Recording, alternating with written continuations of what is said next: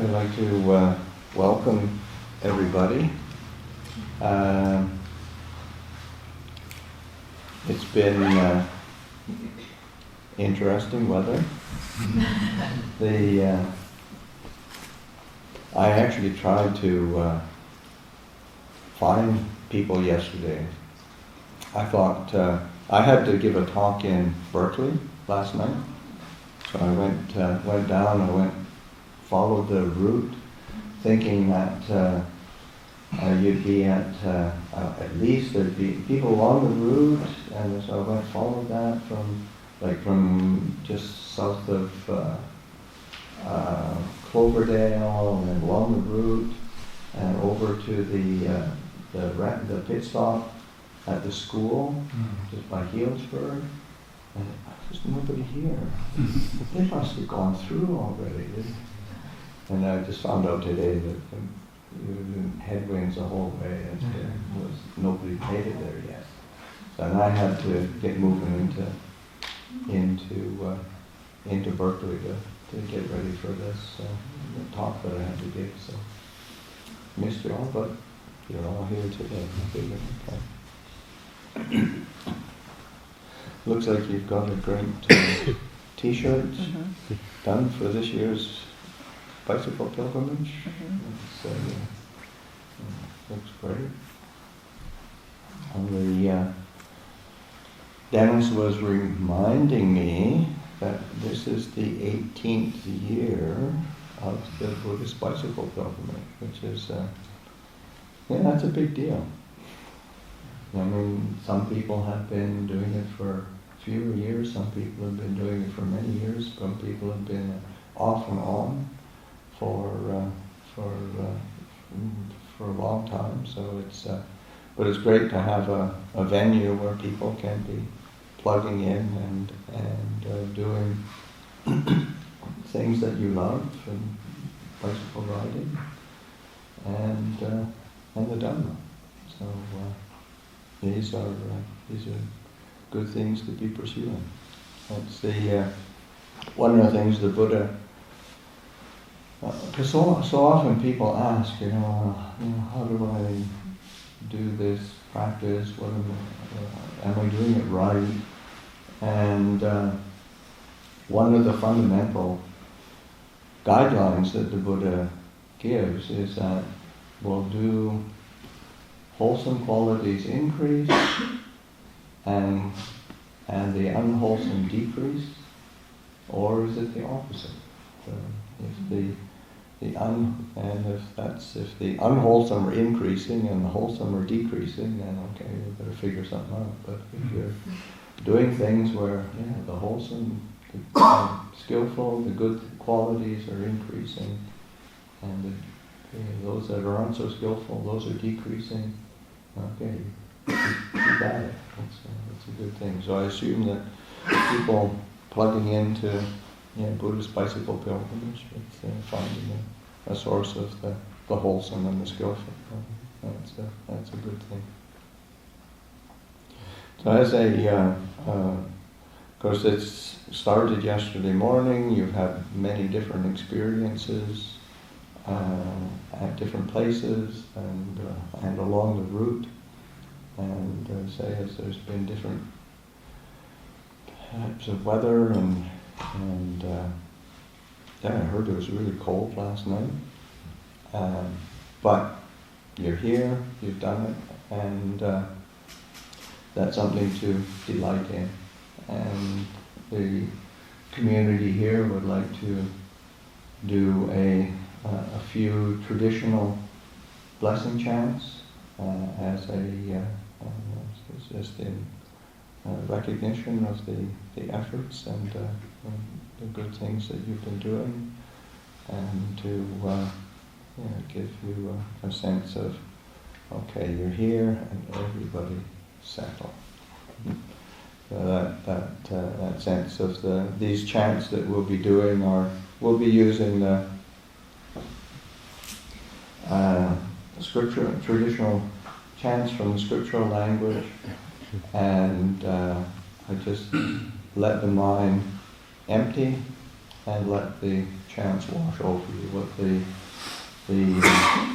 basic meanings of the chants are around recollections of things that are a refuge for us, the wholesome qualities of wisdom, compassion, purity, Buddha, Dhamma, the Sangha, and the different teachings that the Buddha has given, say like the Buddha's teachings on loving kindness, and so that just to let these chants and the good wishes of the Sangha wash over you and just settle with that. So I'll invite Ajahn Yanko to call the devas, the forces of goodness, and the Sangha will begin with the chants.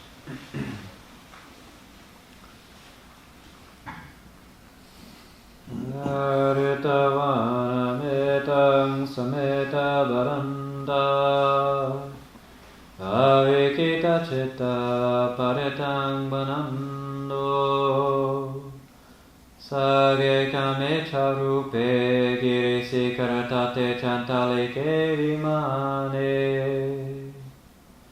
diperate chakame tarvana gahane Gehavatum hikete Umma jayantu deva Jalatala visameya kagandabha naga Titanta santike yang Munivaravachanam sadavo me sunantu Buddha dasana kalo ayam baranta Dhamma savana kalo ayam baranta Sangha parirupasana kalo ayam baranta Namo tassa bhagavato arahato samma sambuddhassa namo tassa Bhagavato arahato samma sambuddhassa namo tassa Bhagavato arahato samma sambuddhassa Buddhaṃ saraṇaṃ gacchāmi Dhammam saraṇaṃ gacchāmi Sanghaṃ saraṇaṃ gacchāmi Dutiyampi Buddhaṃ saraṇaṃ gacchāmi Dutiyampi Dhammam saraṇaṃ gacchāmi Dutiyampi Sanghaṃ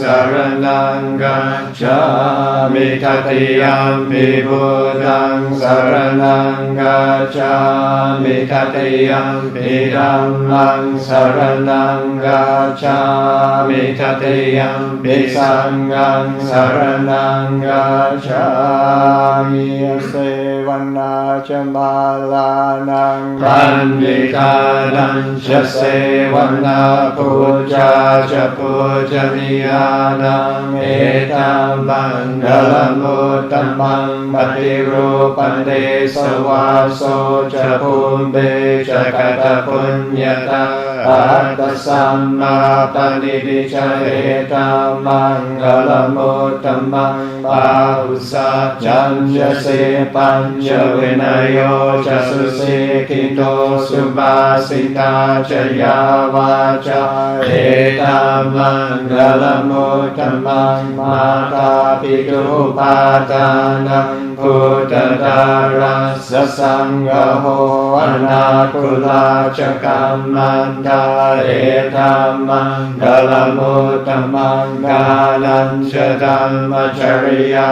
ca nyatakanam ca งฆโหอนุวัจจานิคัมมานิเอตัมมังคลมุตตมังอารติวิรติปาปามาจปานาจะสัญญโมอาปมาโดจะดัมเมสุเอตัมมังคลมุตตมังการโวจะนิวาโทจะสันตุติจะกตัญญูตากาเลนะธัมมาสวนังเอตัมมังคลมุตตมังขันติจะโสวัชชาสตาสมนานันจะดาสนะกาเลนะธัมมัสสกาจาเอธัมมังคลมุตตมังตโพจะพรหมจริยังจะอริยสัจจานันตัสสนะนิบานัสสะ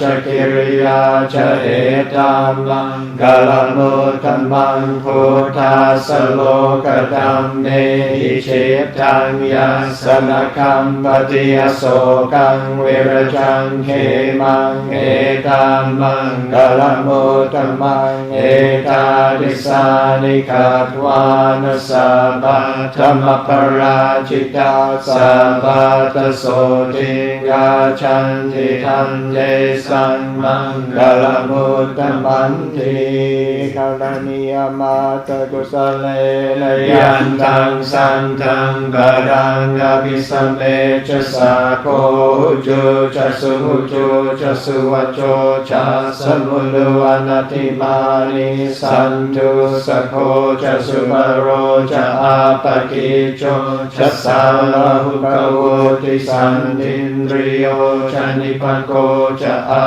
ปกาโปคุเลสุวรรณุเกโดนาจะพุดังสมาจเรกินจิเยนวินโยภะเรอุปวเดยุสุขิโนวาเคมิโนหนตุสัพเพสัตตาภวันตุสุขิตาตาเยเคจิปานะพุทธาติตัสสาวาทาวราวาอนวเสสาดิกาวาเยมหันตาวามาจิมาราสกาอนุกัตตุลาดิกาวาเยชาดิกาเยชดุเรวสันติอวิดุเรพุทธาวาสัมภเวสีวาสัพเพสัตตาภวันตุสุขิตาตานะปโรปรังนิโกเมตนาติมันเย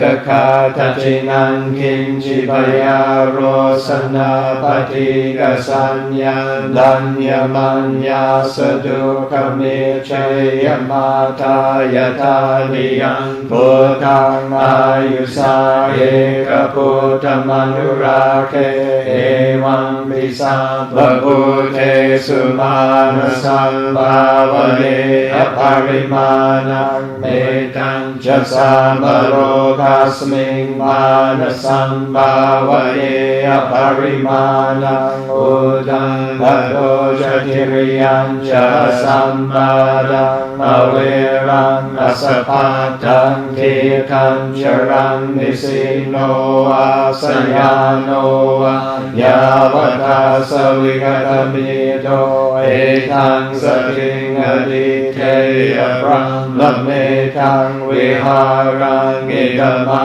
หุติติชานุปกรรมสีลวาตาสเนนะสัมมาโนกาเมสุเนยเกตังนาหิชาตุกังวเสยังปุณเรทิทิมหาคารุณิโกนาโตอิตายสัพพานินังโกเรตวาปารมีสัพพปาโตสัมโพธิมุตตมังเอเทนะสัจวาเจนะโหตุเตชยมังคลังจยันโตโพธิยาโมเลสัจญานันดันติวาดโนเอวั Tammang Tawang Vijayo Vijaya Sujaya Mangale Aparajita Palanke Sise Patavipokare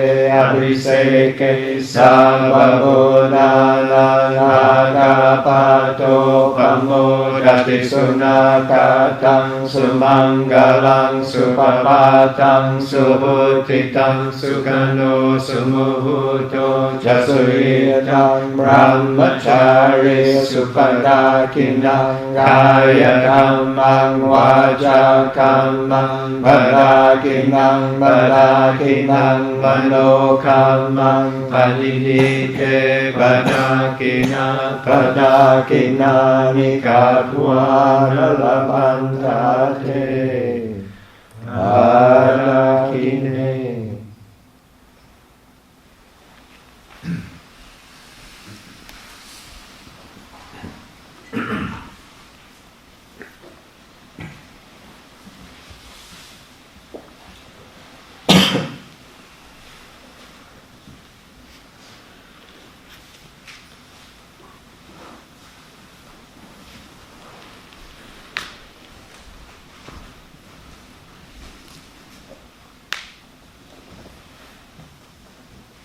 So I heard that the theme this year is Sila, and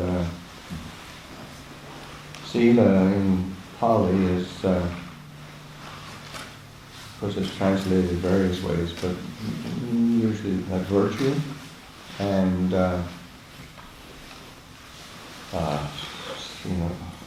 sometimes morality, which has a terrible.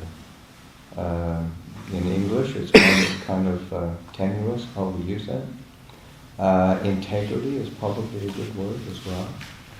The translations are always difficult because it's that's one of the good things, like having a dead language, like Pali, Sanskrit, Latin. It's not so much a moving target as English is really a moving target, so that you have to adjust the translation sometimes so that you can get a sense of what the Buddha was pointing to. So Sila is that sense of there is an element of having a good, I'd say, solid moral foundation in a wholesome way. Virtue, in terms of these are very wholesome qualities. Integrity is again a sense of solidity, because one of the illustrations is used in the early commentarial literature is a play on words of Sila, and because in the Pali and Sanskrit, the Sila is also, it's a different spelling, but it also means like rock, and so something that's really solid and steady. And so then that's a good illustration of the say the benefits and the effect of having a strong foundation in Sila, and that's also something that it doesn't just affect us. It's how we interact with our fellow human beings, in the sense of that's where Sila is something that affects our or governs our body and speech. So like having a solid foundation in our skillful actions of body and speech, that's how we interact with the people around us, and it affects others. It's also something that we can exercise some control over, Like we can actually restrain ourselves in some ways with our actions of body and speech. The mind, not so much. You can't mandate what kind of mood you're going to have. Right? Oh, I'm going to be loving and kind. I'm going to always have loving and compassionate thoughts. Probably not. But you can at least refrain from killing each other. You can do that. And you can refrain from being dishonest with each other. And that has a huge effect on how we live together. And I think it's helpful to, so you think in terms of the monks' rules.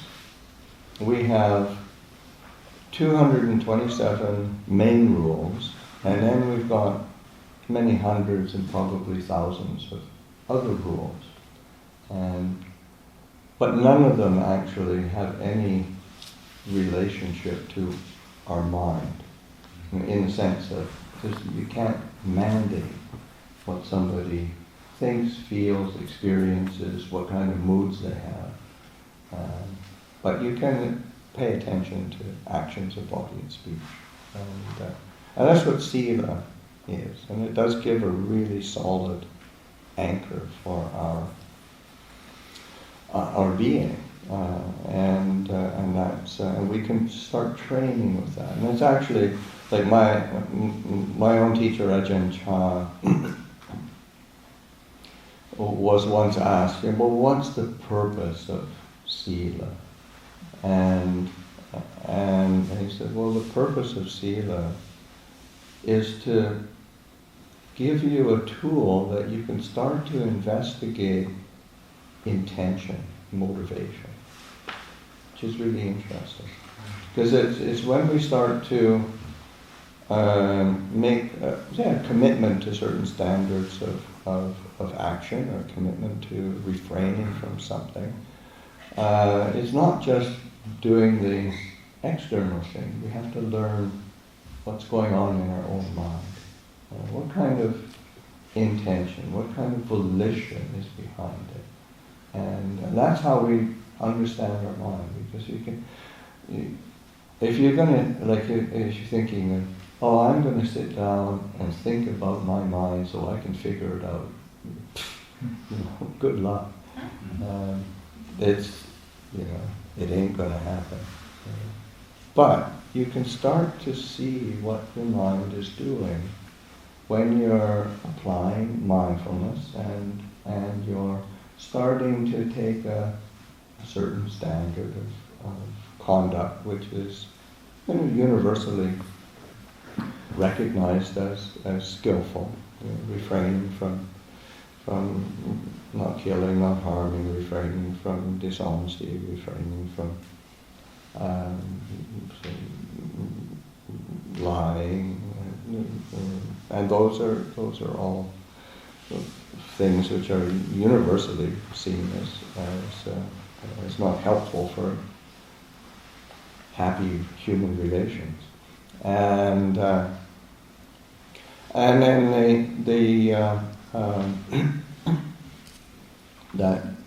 that investigation of the mind has a good foundation. But it's also one of the benefits that arises from Sila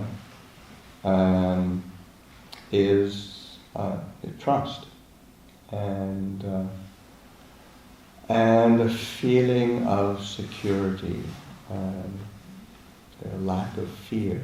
I think that's one. Say, if you think in terms of your group coming together and bicycling together and spending time together and having your gear out together, there's a fundamental element of trust there, and that is it's really important. This is one of the Buddha, and there's a discourse where the Buddha points to, he calls it the 5 great gifts. Oftentimes you hear the word dhamma, or generosity, or giving. And it's usually around giving of material things, or sharing in different ways. And the Buddha calls it like great mahadana, so that great giving, a great gift.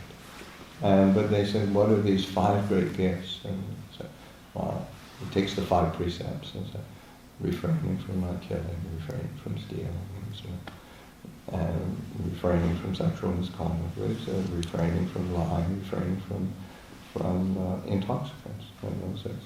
That is a great gift, because it's the gift of security, it's a gift of non-fear, it's a gift of trust. And that's a huge gift that we can give each other as human beings. And so that sila is this doorway into the aspects of how do we live in a way that we can just feel comfortable with each other as human beings. We can be really diverse. It's like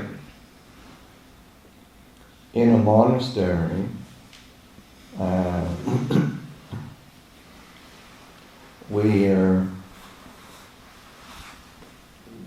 say, as personalities, we're pretty diverse. Well, very diverse. And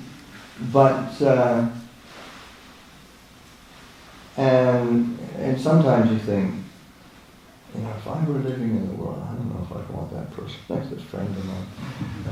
But there is a fundamental trust because of the commitment to sila, commitment to a code of living with integrity, and that's something that's really it's really priceless. And so in the world, it's really a very similar thing in terms of we live in different groups, we have different circles of friends. But I think one of the things that's really important is who do I associate with, who I feel comfortable with, that feel a sense of security, and that because that's a great gift to each other. But the foundation is I think is sila, not in a quote unquote moral sense, but a broader sense of that virtue, integrity, and having a strong moral foundation. I think one of the things that I certainly saw in my years in Thailand, there isn't it's like from the English word of like a moralizing, putting, there's a sense of acceptance and appreciation when somebody is willing to, say, live with precepts or live with a training, and oftentimes it's sort of people will say, "Wow, that's really great," sort of. I'm really, well, sadhu, I'm more than that. That's really wonderful. And I said, "Oh, did you ever think of doing that?" "Oh no, I never did." There's no big feeling of compunction, right, to comply with it or anything, but it's a sense of that's really appreciated. I think also one of the things in terms of like when we established this monastery, one of the of course we named it Abhayagiri, and there were a couple different reasons for that. But certainly one of the, Abhaya means fearless. I mean, the literal translation is fearless mountain. But say Abhayagiri is mountain, Abhaya is fearless, but it's that saying non-fear is, let's say, a place of security, a place of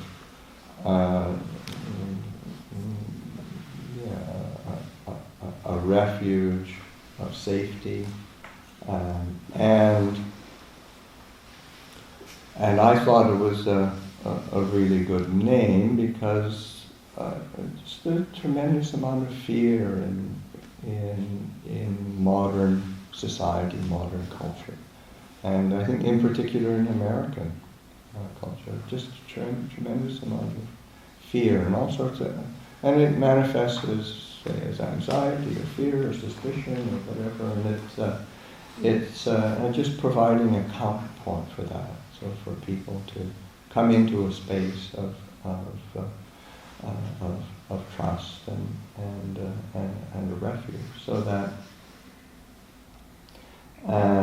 But that's also something we can take with us, bring into our own lives. So really create a sense of trust and refuge and security around. And certainly this sense of sila and experimenting with sila is a good way of laying a foundation for that. Another expression of sila that in Thailand, one of my teachers, when he's talking about sila, he would say, virtue, precepts, he said, well, it's like, this is like having, if you've got a car and you've got brakes, it's a really good thing. Because if all you've got is even if you've got a kind of a brand new,